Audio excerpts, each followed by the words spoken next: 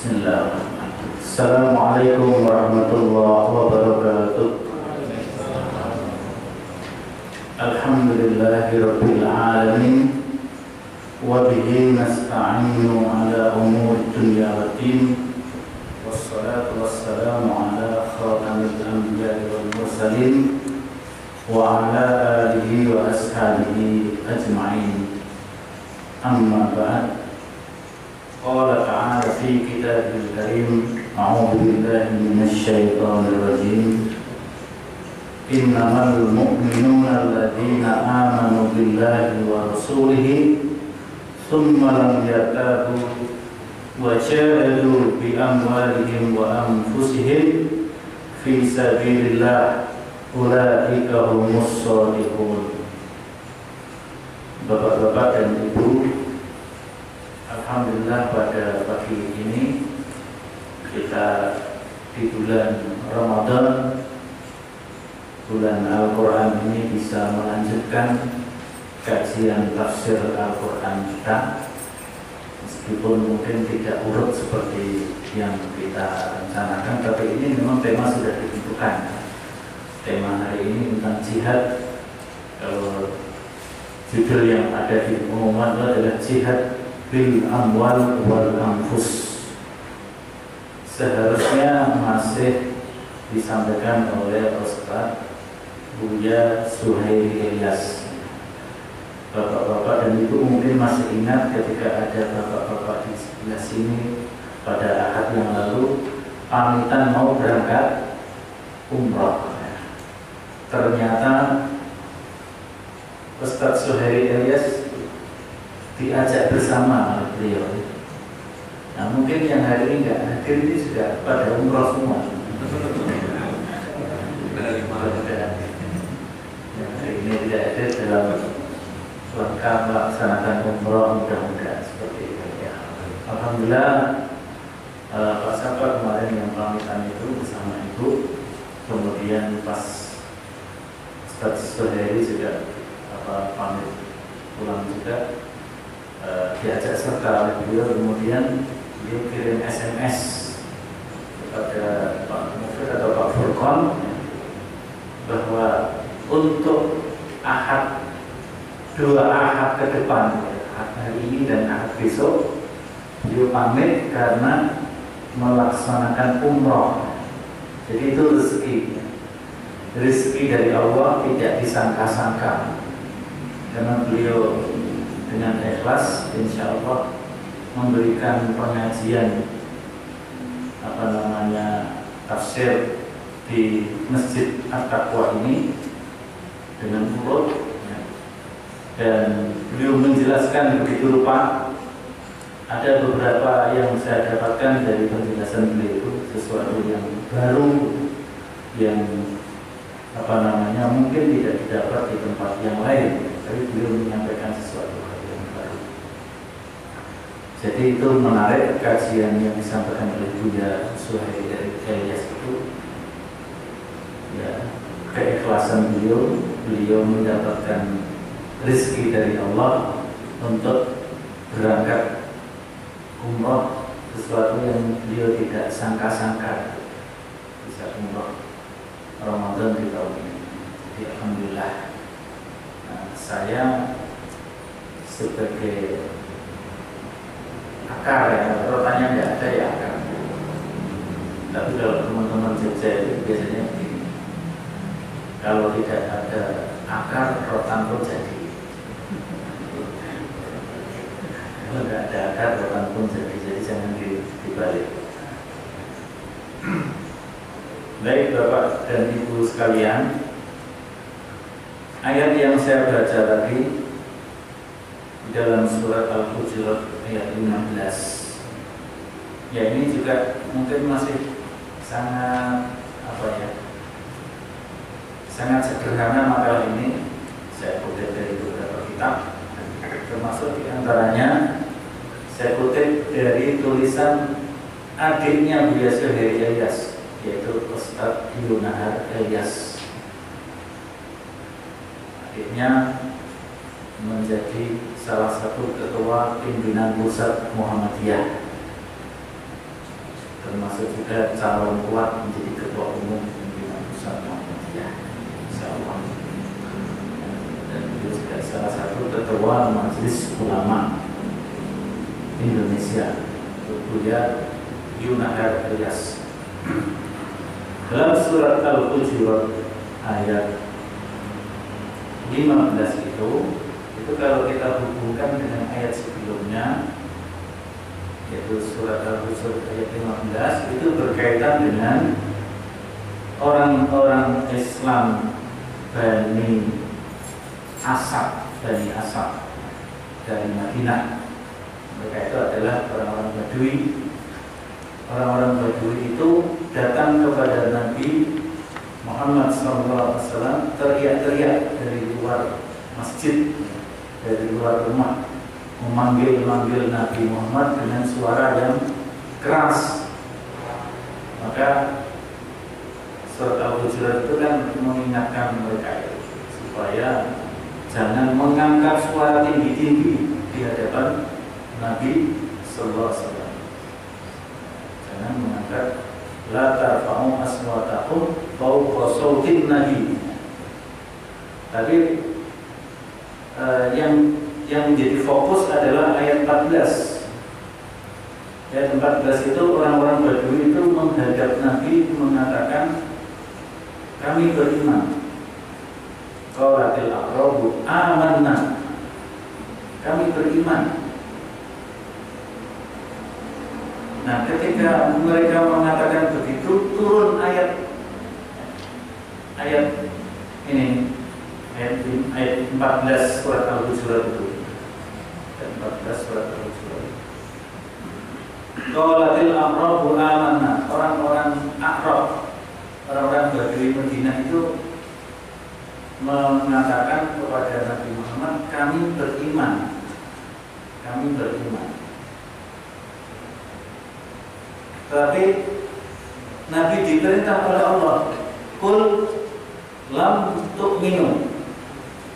Qul lam tu'minu. Katakan wahai Muhammad, kamu itu belum beriman. Yang dimaksud kamu itu adalah orang-orang Badui yang omongannya dengan suara lantang keras di hadapan Rasulullah Sallallahu Alaihi Wasallam. Yang mungkin ada jiwa kesombongannya di hadapan Nabi, bahwa kami telah beriman kepadamu wahai Nabi, dan tanpa kami kamu tidak akan bisa berbuat banyak. Kira-kira seperti itu. Kesombongan orang-orang Badui itu di hadapan Nabi Muhammad SAW. Tapi kemudian Allah mengingatkan melalui lisan Nabi, yaitu turun ayat Al-Hujurat ini.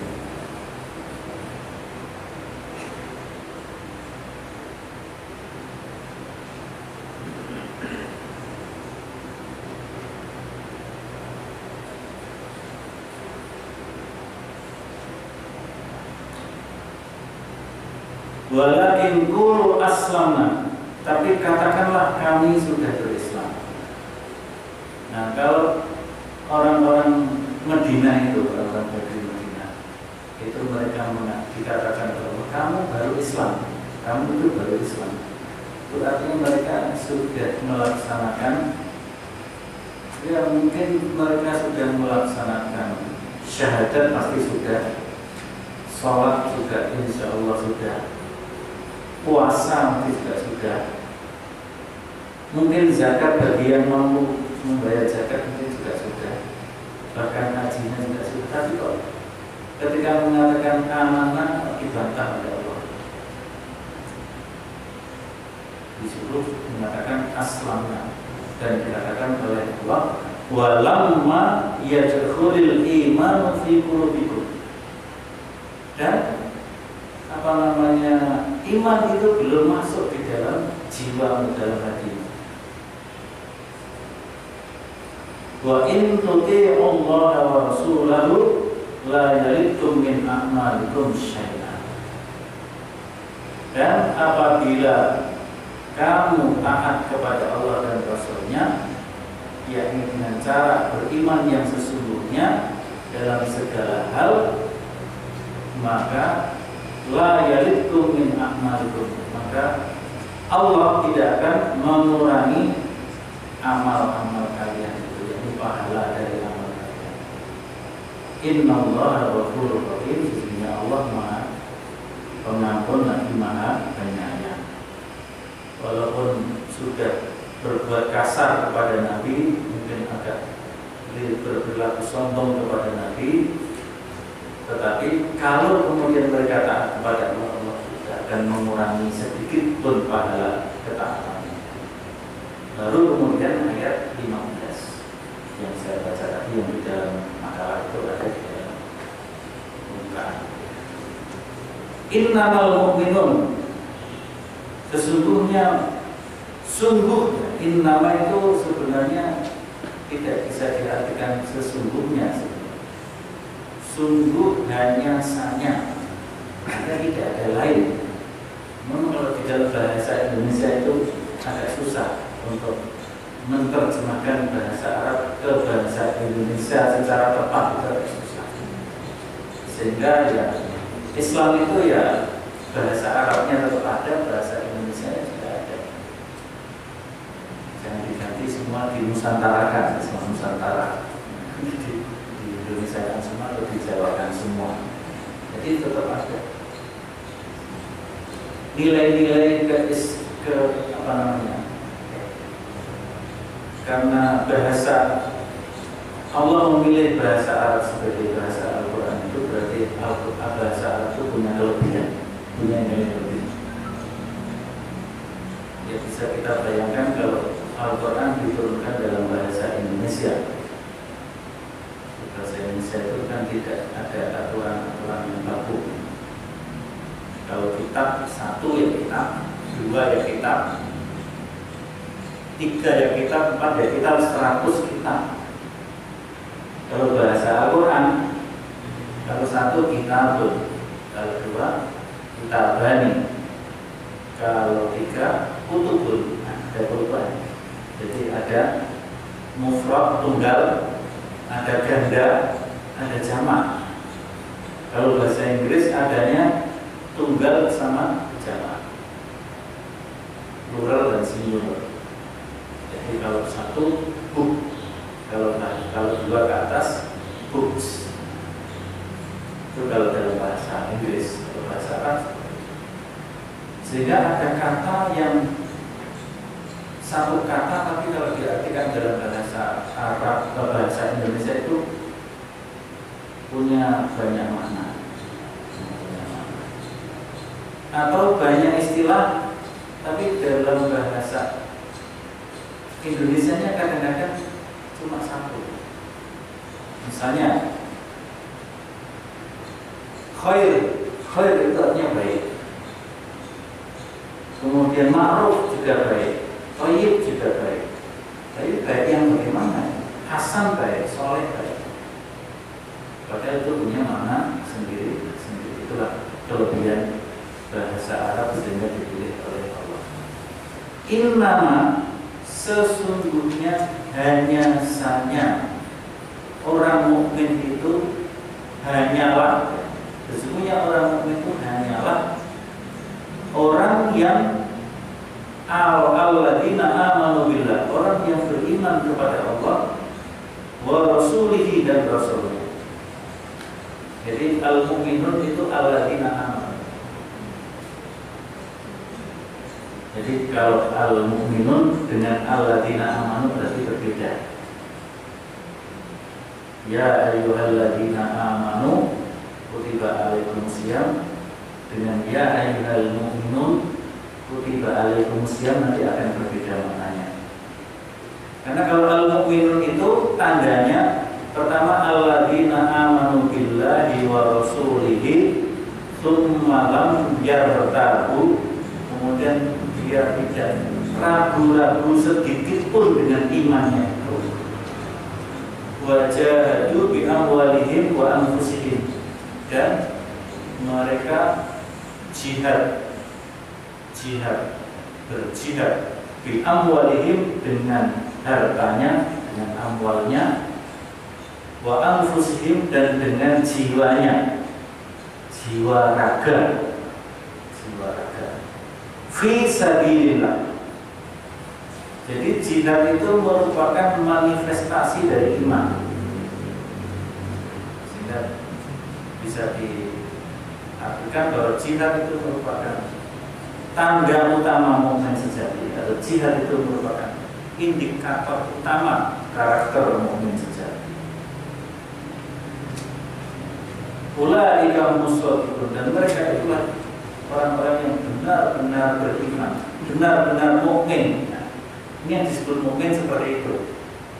Kalau alladzina amanu itu proses beriman. Alladzina amanu. Maka puasa itu yang dipanggil itu orang yang baru proses beriman, belajar beriman. Kalau panggilan ya ayyuhal mukminun, jangan saya ini malah tidak masuk. Atau kita semuanya tidak masuk. Ya ayyuhal mukminun. Karena mukmin itu orang yang berimannya kepada Allah dan Rasul itu tidak ada keraguan sedikit pun, dan dibuktikan dengan jihad fisabilillah, jihad bil amwal, jihad bil anfus. Nah, ini tentang makna jihad. Nah, tentang makna jihad yang paling tema utamanya kan di kata jihad. Secara bahasa, jihad berasal dari kata, kalau itu namanya bukan jihad, tapi mas ziyad. Ziyad itu berbeda dengan jihad. Jahada, dari kata jahada, yang artinya adalah bersungguh-sungguh.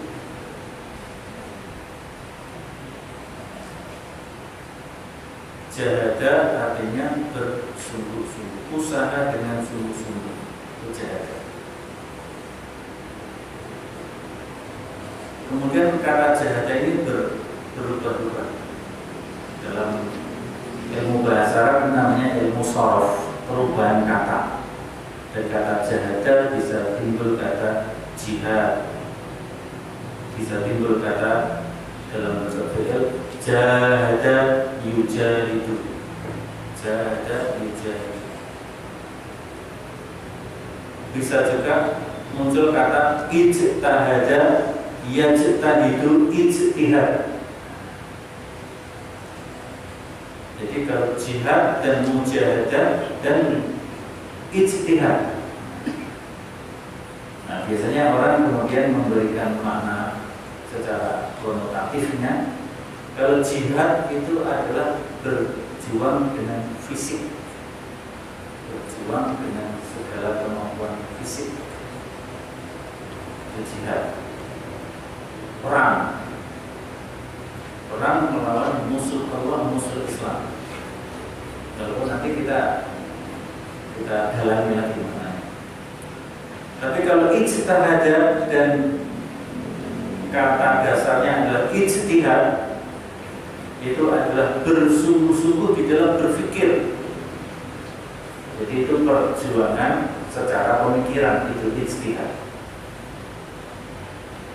Sehingga karena sungguh-sungguh di dalam berpikir, mencari hukum Allah melalui dalil-dalil Al-Quran dan As-Sunnah, dan juga ya, bitorikotil istinbat, yang mengistinbatkan hukum, dikaitannya dengan hukum biasanya.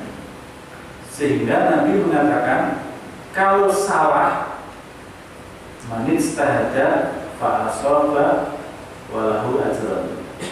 Kalau ijtihadnya benar, dia dapat 2 pahala. Tapi kalau orang yang berijtihad tapi hasilnya salah, dapat 1 pahala. Cuma jangan mudah-mudah mengatakan ijtihad. Ya harus betul-betul sungguh-sungguh. Jadi kalau istilah yang disampaikan oleh Pak Yunahar ini dalam alinea kedua itu, Ustaz Yunahar menyatakan jahada yujahidu artinya adalah balul wus'in. Ada yang menyebut juga balul juhdi. Juki itu kemampuan, wus'i juga kemampuan. Jadi mencurahkan segala kemampuan, mencurahkan segala kemampuan untuk mencapai suatu tujuan. Nah, kalau ijtihad di dalam istilah-istilah fikih gitu ya, itu mencurahkan segala kemampuan berpikir linaili hukmin syar'i, untuk mendapatkan hukum syar'i, minal adillati syar'iyyah, dengan dalil-dalil syar'i itu Al-Qur'an dan As-Sunnah, ditori kotil istinbat, dengan metode istinbat. Ini terus mempelajari Al-Quran dengan kaidah-kaidah yang benar, kaidah bahasa maupun kaidah-kaidah penafsiran Al-Quran. Ini maka perlu spesialis ulama ilmu Al-Quran. Begitu juga mempelajari hadis dengan sungguh-sungguh mencurahkan kemampuannya mempelajari hadis sehingga memperoleh metode-metode di dalam mempelajari ilmu hadis, sehingga tahu betul hadis ini sahih apa tidak dan seterusnya. Yang akhirnya dengan begitu akan melahirkan pendapat hukum yang itu adalah ijtihad. Nah, kalau semua cara itu sudah ditempuh dengan benar, hasilnya benar, maka Allah beri pahala dua. Yang pertama, usaha kerasnya dapat pahala satu, hasilnya benar dapat pahala satu, jadi dua. Tapi kalau hasilnya salah, usaha kerasnya itu dapat pahala satu. Hasilnya salah tidak kemudian mengurangi yang satu lagi. Salah sudah bersatu. Itu kata jihad. Nah, kalau kita kaitkan jihad ini dengan kata fi sabilillah, kita kaitkan dengan fi sabilillah, maka artinya adalah mencurahkan segala kemampuan atau mengerahkan segala usaha dan kemampuan secara maksimal, semua potensi yang dimiliki oleh kita, oleh setiap orang, untuk menegakkan agama Allah. Menegakkan agama Allah. Sebenarnya mungkin perlu kita pahami juga kata fi sabilillah. Sabilillah. Kalau di dalam putusan tarjih, yaitu di dalam kitab Masalah 5. Masalah 5 ini belum sempat saya masukkan di sini ya. Dalam kitab Masalah 5, Masalah 5 itu 5 masalah yang menjadi pokok-pokok pemahaman Islam di dalam Muhammadiyah. Yang pertama, mahwal din, apakah din itu? Kemudian yang kedua, mahwal ibadah, apa ibadah itu? Kemudian mahiyat dunia, apa dunia itu? Baru kemudian mahwa sabilullah, sabilillah itu apa? Dan yang kelima, mahwal qiyas. Kita ambil yang satu aja, sabilillah. Sabilullah atau sabilillah di dalam kitab putusan tarjih itu disusun pada masa Kiai pakai Osman kayak, atau langsung mau Kiai Mas Mansur ya. Masalah 5 itu sabilillah itu diartikan at-tariqul musilu ila ma yardallah bimtithali awamirihi wajtinabi nawahihi wal amalu bima adina bisyari. Jadi ini yang bersama dengan makna ibadah sabilillah. Jadi sabilillah adalah jalan yang menyampaikan orang yang melalui jalan itu kepada tujuan akhir, yaitu ridha Allah. Itu sabilillah. Sehingga ya seluruh ajaran Islam itulah sabilillah.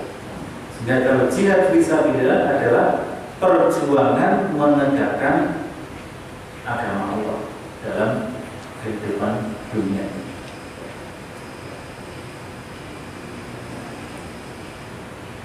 Jadi di sini makna jihad itu memiliki cakupan yang sangat luas. Jihad memiliki cakupan yang sangat luas, seluas seluruh aspek kehidupan manusia. Tetapi di dalam Al-Quran, kalau kita pahami, jihad itu bisa diartikan dalam dua makna.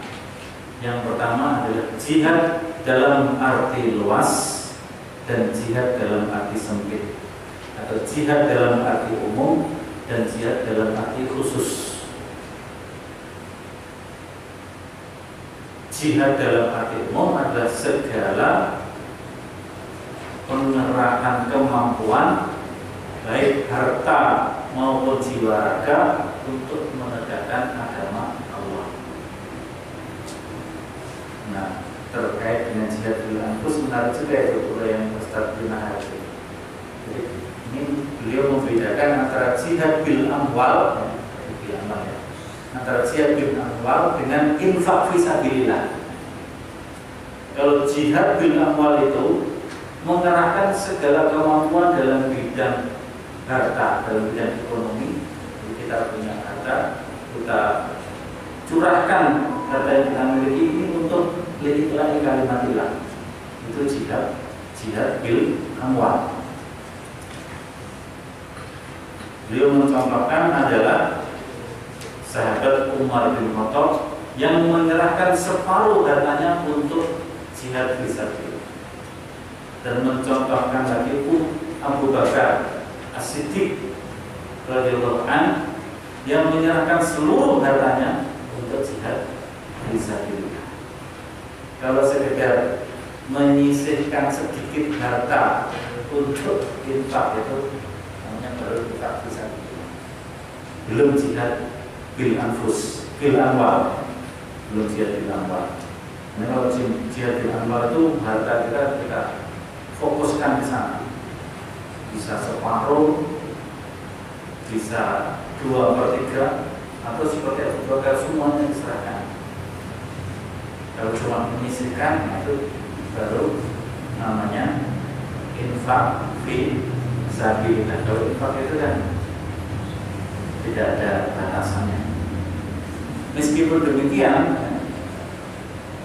sedikit atau banyaknya orang mengeluarkan harta itu bisa dimaknai jihad atau sekedar infak fisabilillah. Itu sangat relatif.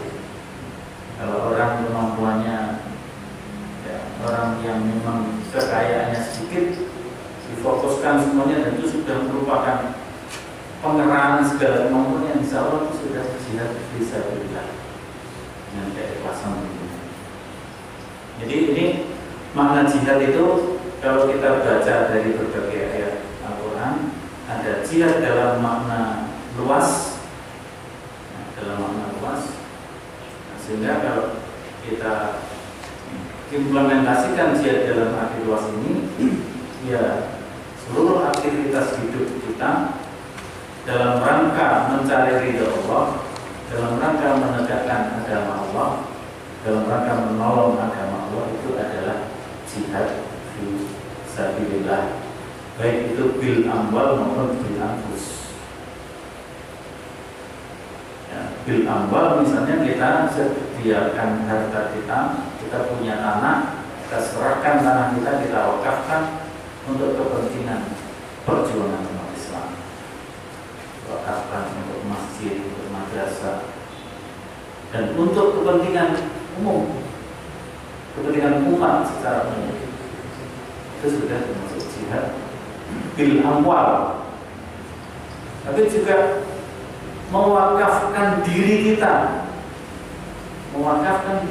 untuk perjuangan, itu sudah jihad bil anfus. Jihad bil anfus dalam makna yang luas tadi. Yang kedua, jihad dalam arti sempit, dalam arti khusus. Ya, dalam arti sempit atau dalam arti khusus itu adalah jihad berupa perang, sehingga di dalam Al-Quran juga dipertegas dengan kata-kata yang berarti perang. Al-Qital, qatala yuqatiluna fi sabilillah, itu kalau itu sudah jihad dalam arti khusus, perang, dan itu dalam situasi khusus.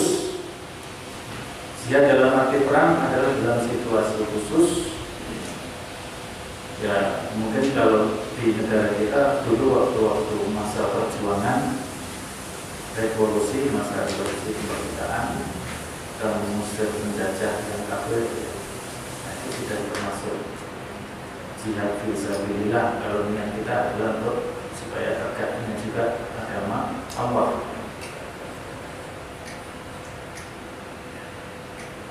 Kalau sekarang mungkin kita tidak pada situasi seperti itu, tidak situasi seperti itu. Maka yang kita terapkan adalah jihad dalam makna yang umum. Ada yang menyatakan bahwa jihad dalam situasi damai adalah dengan dakwah, tapi dakwah dalam situasi perang dengan jihad al-Qur'an. Jadi di sinilah makna jihad itu seperti itu. Nah, sekarang itu banyak disalah mengertikan makna jihad itu. Makna jihad banyak disalah mengertikan.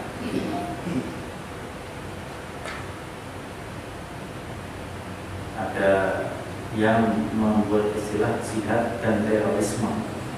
Jadi kalau orang mengobarkan semangat jihad, itu berarti adalah mengobarkan paham radikal dan mengobarkan gerakan terorisme. Apa benar seperti itu? Yang sebenarnya terorisme itu sampai sekarang juga jenis kelaminnya itu belum jelas. Sampai sekarang pengertian terorisme itu belum ada kejelasan. Pak Hendro Priyono itu, Jenderal Abdullah Mahmud Hendro Priyono, yang disertasinya memang tentang terorisme, tentang jihad dan terorisme. Itu disertasinya pun mengatakan begitu. Jadi pengertian jihad itu, pengertian terorisme itu belum jelas. Tapi mengapa penegak hukum di negara kita itu menyikapi dan menerapkan kata terorisme itu kok sembarangan, ya, sembarangan. Padahal makna terorisme sendiri dulu disepakati. Saya pernah mendengar juga ceramahnya Mbah Ansabbai. Ansabbai itu dulu sekarang sudah purna ya. Dulu ketua BNPB. Waktu saya ikut Lemhanas tahun 2011 yang lalu, dia juga menyampaikan bahwa definisi terorisme belum ada kejelasan. Tapi lucunya kenapa Densus itu kalau menangani namanya terduga terorisme itu baru terduga, itu sudah langsung ya, seperti yang kita dengar lah di dalam kita ini misalnya memang harus ada yang menasihati Pak Siap dan Pak Anggesa. Pak Anggesa kan jadi harus ada yang menasihati. Baru terduga, kan itu nanti masih ada setelah terduga, baru tersangka, terus terdakwa. Kalau sudah terdakwa, divonis, nah baru mestinya ditangani seperti itu. Tapi kenapa baru terduga sudah?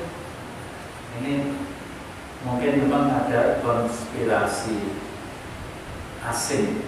Jadi kita mestinya tidak boleh ikut-ikut arus memaknai jihad dan mengkaitkan jihad dengan terorisme, mengkaitkan jihad dengan radikalisme dan terorisme. Karena jihad di dalam Al-Quran itu jelas maknanya seperti yang kita baca. Nah, kalau kita lihat di dalam halaman 3 itu, jihad dalam arti khusus, di situ disebutkan jihad dalam arti khusus atau sempit adalah usaha yang keras dan sungguh-sungguh baik bil amwal maupun bil anfus, yaitu usaha yang keras dan total untuk mengerahkan kekuatan jiwa raga dan potensi harta kekayaan untuk mengalahkan musuh Allah dan musuh Islam, yaitu orang-orang kafir, orang yang menolak akan kebenaran ajaran Islam, yang sekaligus memusuhi dan memerangi atau mendolimi Islam dan umatnya. Jadi tidak semua orang kafir. Kalau di dalam Al-Quran istilahnya adalah kufar. Karena di dalam surat Al-Fatah itu Muhammadur Rasulullah walladzina ma'ahu asyidda'u 'alal kuffar, bukan asyidda'u 'alal kafirin. Asyidda'u 'alal kuffar ruhama bainahum, bersikap keras, tegas. Nah, asyidda, tegas dan keras ini juga belum tentu keras secara fisik juga, ya. Tapi punya sikap yang tegas kepada orang-orang kufar. Kalau memang sikap tegasnya harus diwujudkan dalam bentuk fisik, ya perang, ya perang. Tapi kalau tidak harus dalam bentuk perang, itu kepada kufar. Nah, kalau kepada kafirin yang tidak memusuhi Islam, maka disebutkan orang-orang kafir yang tidak memusuhi Islam, bahkan bersedia untuk hidup damai bersama umat Islam, itu tidak boleh diperangi. Ini bisa dibaca dalam kitab fikih bab jihad. Kitab fikih, kalau dalam kitab fikih yang mana jihad itu adalah perang. Maka di sana ada kelompok kafir namanya kafir zimmi. Kafir zimmi itu kafir yang mau bersedia hidup bersama berdampingan dengan umat Islam dan mentaati peraturan yang ada terutama di negara yang diatur secara Islam. Nah, maka di situ yang berlaku adalah ayat 8 dan 9 surat Al-Mumtahanah.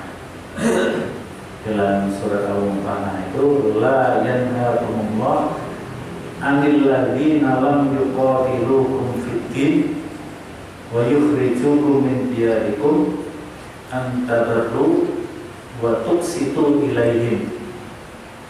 Al-Mumtahanah ayat 8 dan 9.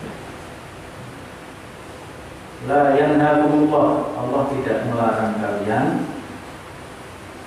atas orang-orang yang tidak memerangi kalian untuk berbuat baik, untuk berbuat baik. Wa tuqsitu ilaihim, dan berbuat adil, dan berbuat adil. Innallaha yuhibbul muqsitin, dan Allah, sesungguhnya Allah mencintai orang-orang yang berbuat adil. Di dalam ayat 8 itu surat Al-Mumtahanah itu pernyataannya diawali dengan la yanhaakum, Allah tidak melarang kalian untuk berbuat baik dan berbuat adil kepada orang-orang kafir yang tidak memerangi umat Islam karena agama dan mengusir umat Islam dari umat. Artinya di sini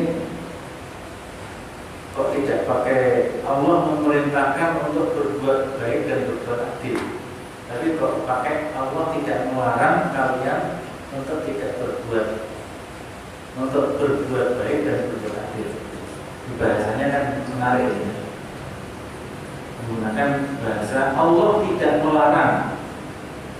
Allah tidak melarang kepada kalian atas orang-orang yang tidak memerangi kalian dalam agama dan tidak mengusir kalian dari kampung-kampung atau rumah-rumah kalian, antabaruhum untuk berbuat baik kepada mereka, wa tuqsitu ilaihim dan berbuat adil kepada mereka.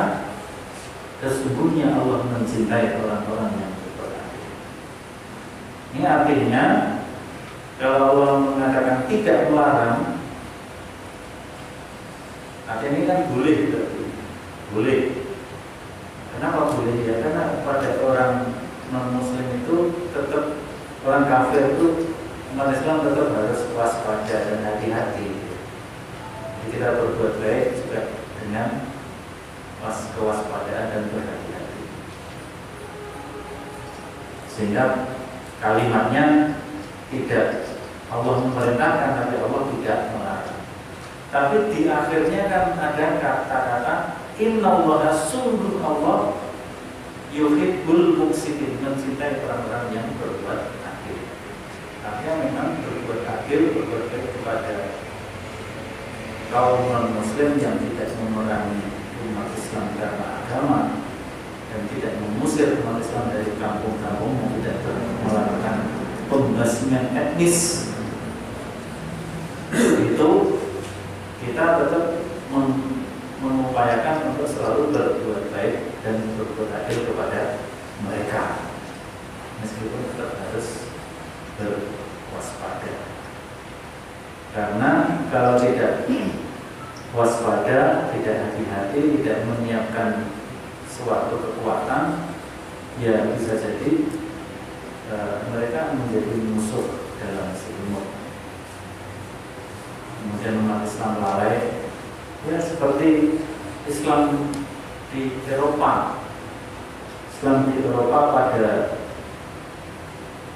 masa klasik dulu, itu kan Islam sudah besar ya, di Eropa Selatan, terutama di Spanyol, Italia dan sebagainya. Itu kan Islam mayoritas dulu. Tapi kenapa bisa dibalik? Kalau kita baca bukunya Thomas W. Arnold, judulnya kalau dibahasa menjadi ad-da'wah ilal Islam, itu kan satu tulisan yang membantah kaum orientalis yang mengatakan Islam disebarkan dengan perang. Ternyata Thomas W. Arnold justru memberikan penjelasan yang lain. Islam disebarkan dengan kedamaian, tidak dengan perang, dengan kedamaian. Tapi ada kata-kata umat Islam dan penguasa itu terlalu baik. Ya baik, kalau terlalu juga menjadi tidak baik. Terlalu baik, akhirnya ada yang lalai, tidak melakukan kewaspadaan dan persiapan, akhirnya dibalik. Abad ke-13 kan terjadi penaklukan kembali, rekonquista, perebutan kembali, dan terjadilah pembasmian etnis Muslim. Umat Islam di Eropa waktu itu hanya tiga alternatif. Kalau ingin tetap Islam, silahkan keluar dari Eropa. Kalau ingin tetap di Eropa, harus tinggalkan Islam, masuk agama orang Eropa, Islam. Kalau ingin tetap Islam dan ingin tetap di Eropa, mati. Ingin tetap di Eropa, ingin tetap Islam, mati. Itu abad ke-13 seperti itu. Sehingga dulu mungkin sudah 90% Muslim ya, di Spanyol itu. Atau 2011 saya ke sana itu, duta besar kita menjelaskan bahwa penduduk Spanyol itu 94% itu Katolik. Dari dulu 90% Muslim menjadi 94% Katolik. Sehingga beliau mengingatkan para tamu-tamu dari Indonesia yang datang ke sana supaya hati-hati di tempat-tempat keramaian, supaya hati-hati, karena kalau di sana yang jadi pencopet itu ya orang yang beragama itu, bukan beragama Islam. Copet ketangkap mungkin bukan Muslim. Kalau di sini copet ketangkap ya orang Islam, karena mayoritas Islam. Di sana mayoritas Katolik ya. Yang ditangkap pencopet ya Katolik. Jadi apa namanya, dalam konteks jihad dalam arti sempit ini kepada non-Muslim yang tidak memerangi, yang tidak memusuh Islam, tidak dilakukan. Justru kita harus berbuat baik dan beradil kepada mereka, tapi dengan tetap berwaspada. Jadi di sini bahasanya dengan la yang hakum. Allah tidak melarang kalian untuk berbuat adil dan berbuat baik kepada non-Muslim yang tidak memerangi Islam, memusuh Islam, tetapi dengan hati-hati. Jadi apa namanya, memang di dalam Al-Quran tidak ada kata tetapi dengan itu. Tafsir menyebutkan itu dalam Allah menggunakan istilah la yang hakum.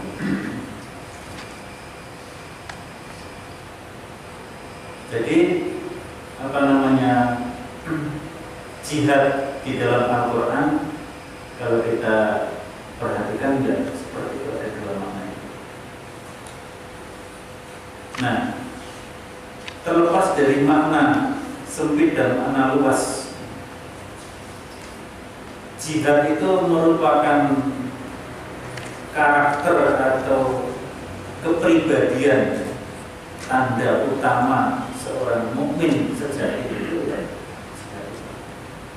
Bahkan di dalam surat An-Nisa yang kita belum masukkan di dalam makalah, kita lengkapi karena apa namanya, proses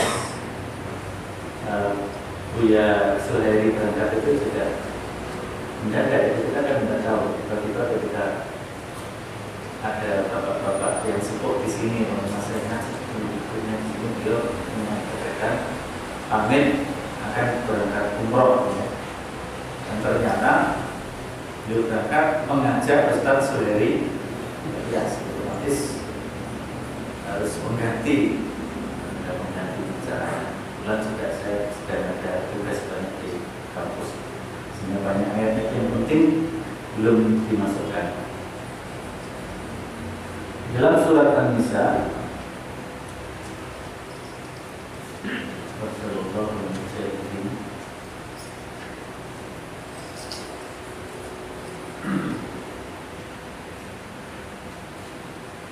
kami menggunakan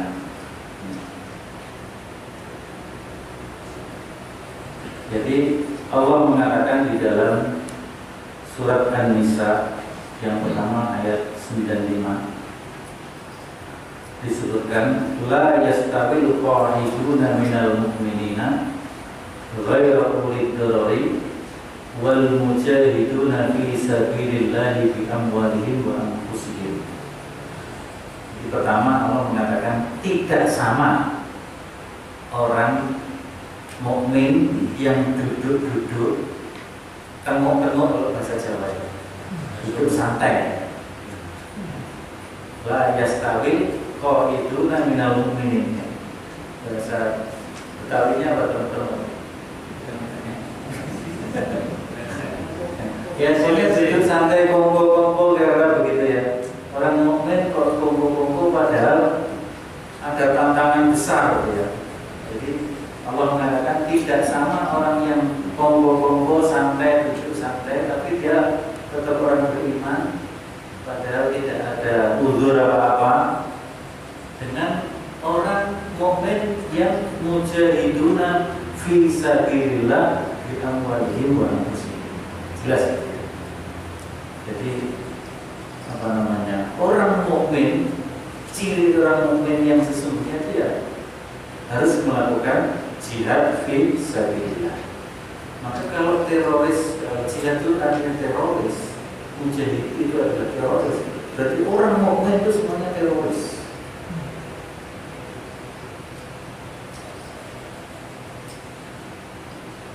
Tergantung makna terorisnya apa. Kalau yang dimaksud teroris itu adalah orang yang menakut-nakuti. Teror itu kan menakut-nakuti. Mungkin kalau orang mukmin yang sungguh-sungguh itu, yang takut kepada orang mukmin yang sungguh-sungguh itu ya setan. Setan, ya setan. Orang setan itu takut kepada orang yang mukmin sungguh-sungguh. Sehingga orang yang berkurang mukmin itu teroris, berarti itu setan. Tapi minal jinnati wan nas. Setan itu bisa dari golongan jin atau golongan manusia. Sehingga kalau dulu Presiden Amerika itu George Walker Bush itu menyatakan kita harus memberantas terorisme, dan yang ditanggapi oleh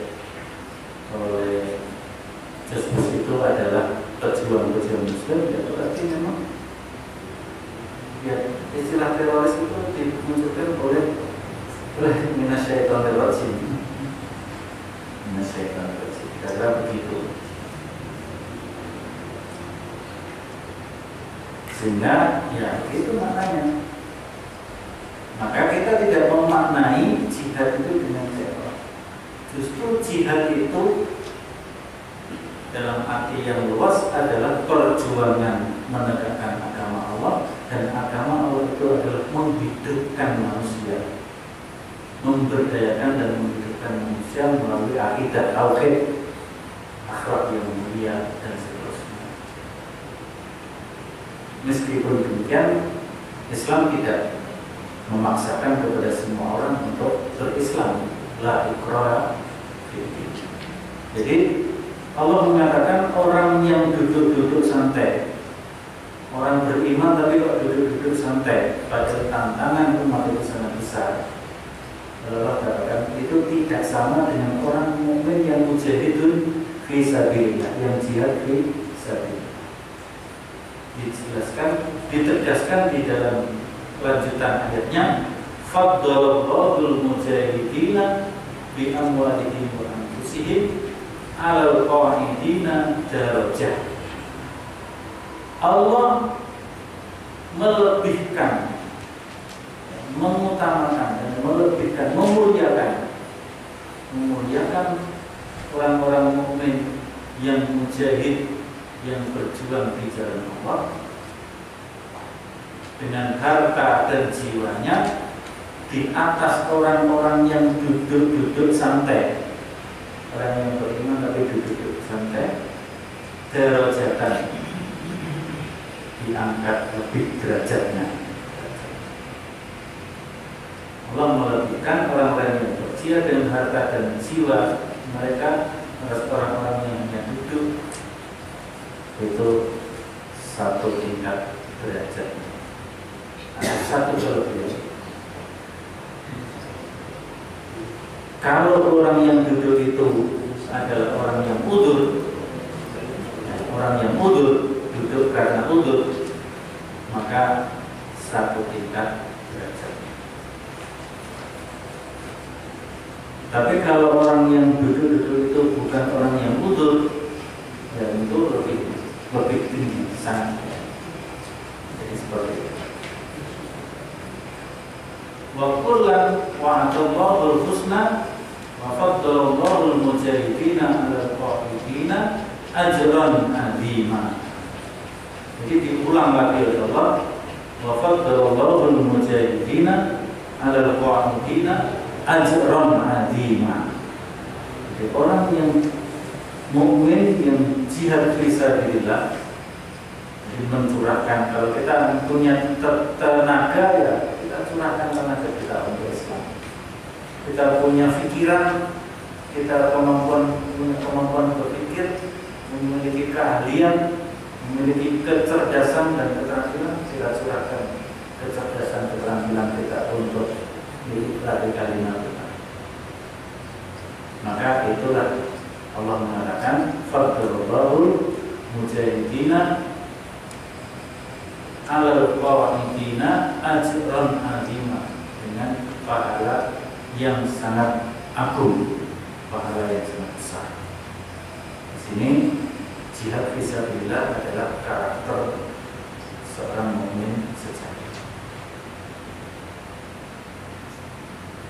Nah, kalau di dalam tafsir Al-Muyassar ini, tafsir Al-Muyassar ketika menjelaskan Al-Hujurat 15 tadi, disebutkan dalam bahasa Arab tafsirnya, innamal mu'minun alladzina sadaqallaha wa bi rasulihi wa amadu bi syar'ihi.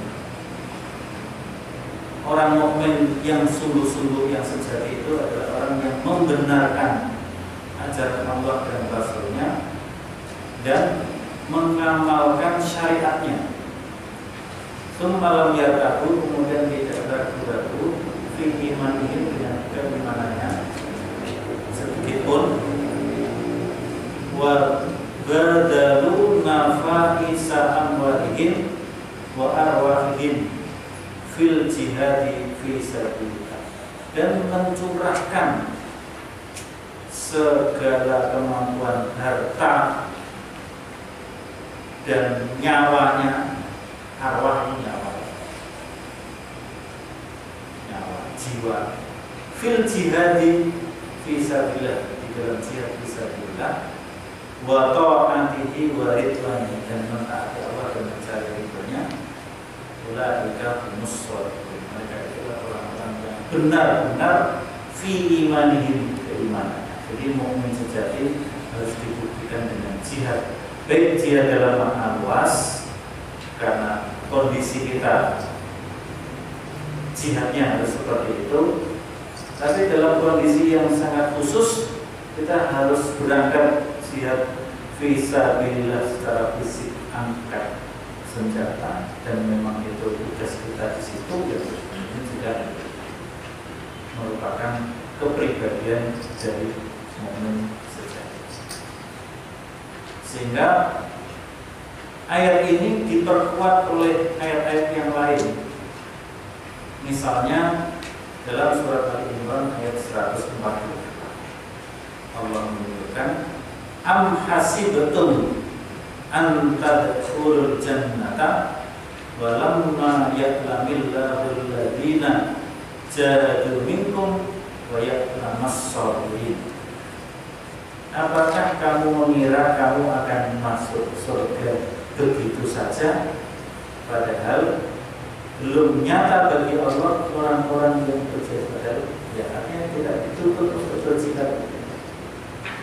Belum nyata orang-orang yang berjihad di antara kamu, dan belum nyata orang-orang yang bersabar. Artinya di sini keimanan harus dibuktikan dengan jihad, dan dalam jihad itu harus dengan kesabaran yang sungguh-sungguh. Sehingga ini dikuatkan lagi dalam ayat berikutnya. Dikuatkan lagi dalam ayat yang lain, ya, maksud saya, yang hampir sama awalnya. Am hasibtum juga, Al-Baqarah 214. Am hasibtum an tadkhulul jannata walamma ya'tikum masalul ladzina khalau min qablikum massatuhumul ba'sa wad dharra wa zulzilu hatta yaqula rasul wal ladzina amanu ma'ahu mata nasrullah. Jadi kondisi perang yang dialami oleh umat Islam masa dulu, masa Nabi, para sahabat dan Nabi dan para sahabat. Misalnya masa pemboikotan Mekah, pemboikotan orang-orang kafir terhadap Nabi dan orang Islam. Itu kan masa perang, sehingga orang Islam betul berat karena kelaparan, rasa sakit dan sebagainya. Karena tidak ada barang-barang yang bisa dikonsumsi, sangat terbatas persediaan. Membutuhkan rasa sabar yang sangat tinggi. Jadi sabar itu keteguhan di dalam menghadapi ujian. Dan sabar itu bahasa Jawa sabar narimo. Sabar narimo in pandung. Sabar ini kekuatan hati untuk teguh pendirian menghadapi ujian dan cobaan yang berat. Sampai-sampai Rasul dan para sahabat mengatakan mata nasrullah, kapan pertolongan Allah akan datang? Atau mungkin bahasa kita, kok Allah tidak peduli sama kita juga? Allah kok tidak menolong kita? Tetapi dalam kondisi seperti itu Allah menjawab ketika Nabi Muhammad berharap akan pertolongan Allah, maka Allah mengatakan ala inna nasrullahi qarib. Ketahuilah bahwasanya pertolongan Allah itu amat dekat. Bagi orang yang sabar menghadapi ujian jihad fi sabilillah itu, Allah menjamin pertolongan Allah amat dekat. Jadi ujian keimanan yang terberat ya, sebagai akibat dari perang fisik dengan kaum kafir yang pernah dialami oleh Rasulullah dan para sahabat, sebagai satu peristiwa yang sangat berat bagi mereka karena mereka ada kekurangan, kefakiran, rasa sakit, rasa takut, keguncangan jiwa, sehingga mereka bertanya-tanya kapan pertolongan Allah akan datang, atau kenapa Allah tidak menolong kita. Akhirnya dibalas oleh Allah, diberikan kabar dari Allah, inna nasrullahi qarib. Inna nasrullahi qarib. Nah, di sini jihad mendampingi kata-kata fisabilillah dan jihad mendampingi kata-kata al-mu'min. Jadi iman itu harus. Kemudian jihad fisabilillah adalah perniagaan yang menyelamatkan. Ini dalam surat As-Saff ayat 11. Ya ayyuhalladzina amanu hal adullukum ala tijaratin tunjikum min adzabin alim. Wahai orang-orang yang beriman, hal adullukum, maukah kalian aku tunjukkan tijarah, perniagaan, tunjikum yang dapat menyelamatkan kalian min adzabin alim, dari azab neraka, yaitu tu'minuna billahi wa rasulihi wa tujahiduna fi sabilillahi bi amwalikum wa anfusikum. Itu kan ada hubungan yang sangat erat dengan surat Al-Hujurat 15 tadi. Karena di sana juga billahi wa rasulihi, di sini juga billahi wa rasulihi. Tu'minuna billahi wa rasulihi. Kemudian wa tujahiduna fi sabilillahi bi amwalikum wa anfusikum. Jadi perniagaan yang menyelamatkan kita dari azab nar, azab yang sangat pedih, itu adalah pertama beriman kepada Allah dan Rasulnya, dan berikutnya adalah wa tujahiduna fi sabilillahi bi amwalikum wa anfusikum. Jihad fi sabilillah bi amwalikum wa anfusikum. Di sini tentunya penerapannya adalah ya jihad bi maknahu al-wasid dan jihad bi maknahu ad-dayyiq. Jihad dalam makna yang luas ketika kita berkiprah dalam kehidupan bermasyarakat, dan juga jihad dalam arti khusus karena situasi khusus yang menuntut kita untuk melakukan jihad dalam arti khusus. Dan semuanya dibutuhkan dengan harta dan jiwa. Dan Allah mengatakan dzalikum khairul lakum in kuntum ta'lamun.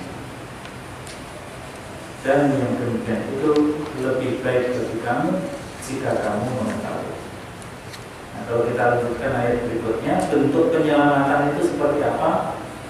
Yaghfir lakum dzunubakum wa yudkhilkum jannatin tajri min tahtiha al-anhar wa masakin thayyibatan fi jannati 'adn.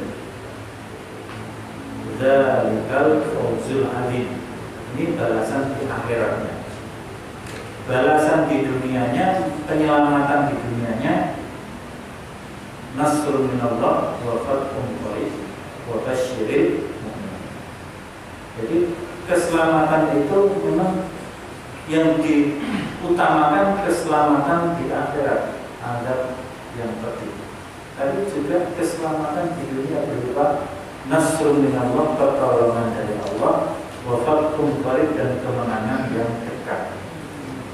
Itu surat surat Shaf ayat 10 dan 11. Jadi sangat jelas sekali bahwa jihad fi sabilillah adalah keniscayaan. Jihad fi sabilillah adalah keniscayaan. Kalau kita di Muhammadiyah itu ya, jelas kita memaknai jihad dalam situasi sekarang ini, jihad dalam arti yang luas. Tapi dulu ketika masa revolusi, Muhammadiyah juga terlibat di dalam perang membela bangsa dan negara, dan juga membela kehormatan agama terutama Islam di Indonesia. Sehingga dulu ya kita terlibat di dalam Hizbullah Sabilillah di beberapa tempat. Itu bisa kita lihat tokoh-tokoh kita. Bahkan jenderal pertama kali panglima besar itu dari Muhammadiyah, yaitu Jenderal Sudirman, yang menggelorakan jihad fisabilillah untuk menjadi penjajah. Itu pada masa revolusi, dan itu situasi khusus seperti itu namanya jihad. Tapi sekarang jihad kita ya dengan mengembangkan seluruh potensi umat Islam. Muhammadiyah punya jihad pendidikan, kemudian jihad sosial, bahkan yang terakhir digelarkan apa? Jihad konstitusi. Jadi multidimensi jihad.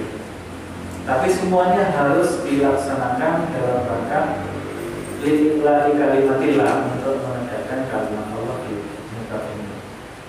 Inilah makna jihad yang barangkali dapat saya sampaikan dalam waktu yang singkat ini. Masih ada waktu beberapa, kita akan sampai jam 11, masih 40 menit. Kita sediakan untuk Bapak untuk memberikan masukan tambahan, tidak hanya pertanyaan, mungkin ada informasi tambahan dan sebagainya, dan persilahkan berikutnya kepada Bapak dan Ibu waktunya untuk menyampaikan gagasan-gagasan, ide, pertanyaan dan sebagainya. Kami persilahkan. Terima kasih.